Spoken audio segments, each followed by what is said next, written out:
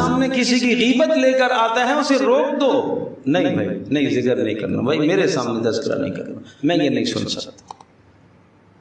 وہ غیبت کرنے والا جو کسی کی برائی آپ کے سامنے لے کر آ رہا وہ آپ کا خیر خواہ نہیں ہے، وہ آج آپ کے سامنے فلاں کی برائی لے کر آ رہا ہے، کل آپ کی برائی اس کے سامنے بھی لے کر جائے گا۔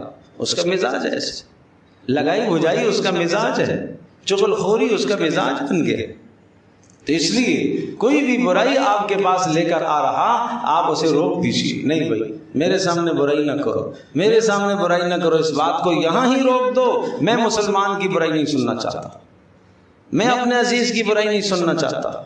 یہ اگر یہ کام کر لیا جائے تو معاشرے سے آدھے سے زیادہ فسادات تو ایسے ہی ختم ہو جائیں گے۔ آج گھر میں فسادات کیوں ہیں؟ اسی وجہ سے تو ہیں۔ آج گھروں میں جھگڑے کیوں ہیں؟ آج میاں بیوی میں جھگڑے، ماں باپ اور اولادوں میں جھگڑے، آج بہن بھائیوں میں جھگڑے، آج بھائیوں بھائیوں میں آپس میں جھگڑے ہیں۔ اس کی وجہ کیا ہے کہ دل پاک اور صاف نہیں۔